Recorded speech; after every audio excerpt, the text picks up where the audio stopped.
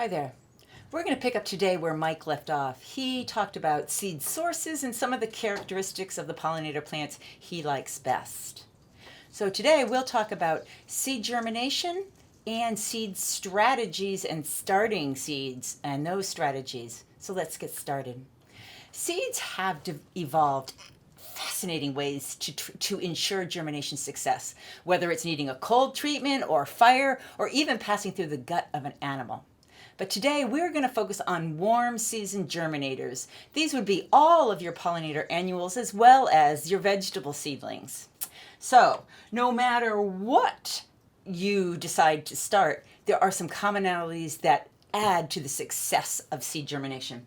And the first one is you start with clean containers. These containers have been washed in a bleach solution, 9 parts water, 1 part bleach. That removes any previous disease organisms that are on there. You can use yogurt containers or cottage cheese, whatever you have on hand. Just make certain it has drainage. We're going to use this, which we're calling a gang pot here, because we're going to sow lots of seeds in it today. But I also have an old greenhouse 4-pack. So once you have your container sorted out, then we're going to talk about media.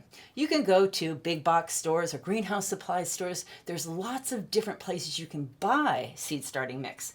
And a typical one looks like this. It's mostly peat, ground up rather fine, with the white in it is perlite. The problem with using something like this just straight out of the bag is it holds a lot of moisture. So to combat that, because too much moisture on your seedlings is probably the number one reason why people fail in seed starting. So what we do here at our house is we take our seed starting mix and then we add about 1/3 by volume more perlite, more of the white that is in your original mix. This adds drainage and it just helps that water flow through and eliminates the possibility of your overwatering it. It just makes it more challenging to overwater, which is great. So we've got our mix together. We've chosen it and you're going to moisten it. Moisten that mixture till it's about like a wrung out sponge. And now let's go to work. Here I have my media. It's moist. It's holding together well. I'm filling my pot. Now, I'm not filling it all the way up to the rim. I'm going to give it a little gentle push down. I want there to be room to cover the seeds and also to water without overflow happening. So there's my gang pot, and here is my 4-pack. Same idea, gentle push. You don't want to push so hard that you squeeze the air out of it. There we go. All right, today we're just going to start some red zinnias. Absolutely fabulous color, and they're great pollinator plants, and they bloom from August all the way through till fall. So I am a zinnia fan. Let me see if I put that one right there, if we can see. So gang pots, the strategy behind them is that you're going to start a whole lot of seeds in here, and then you're going to separate them and transplant them at some future date into an individual pot. So I'm just going to sprinkle this with zinnia seeds because I need lots of zinnias, dozens of them actually. So this is an efficient way for me to start lots of seeds in a small space. How deep you plant them depends on the size of the seeds. The rule of thumb is 3 times the width of the seed. Really, are you going to measure it? The smaller the seed, the less covering you need. So it's a little bit trial and error, but that's a nice amount for my zinnias. They're all set to go. You may not need dozens of zinnia seeds. You may actually need just 10 or so. So that's where something like a 4-pack or individual small yogurt containers might come in.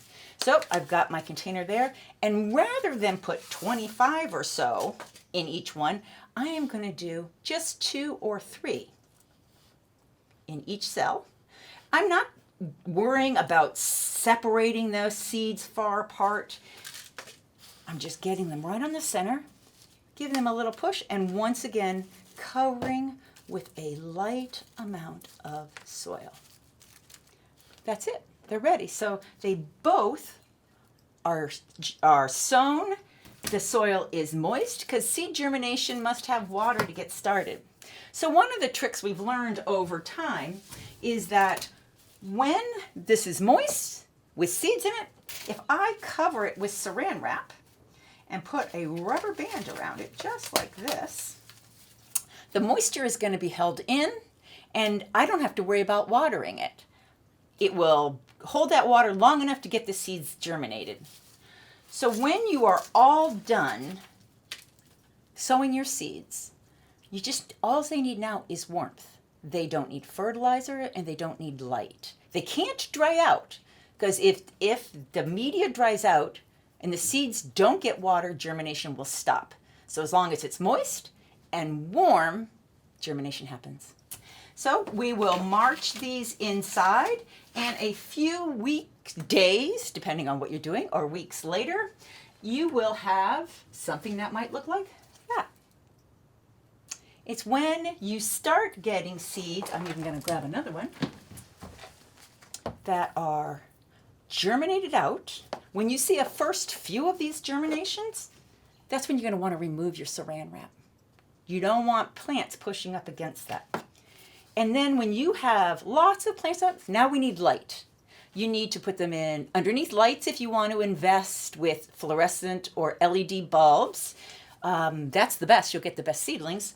And they need to run for 12 to 16 hours a day. If you don't have that, the best sunniest window or porch.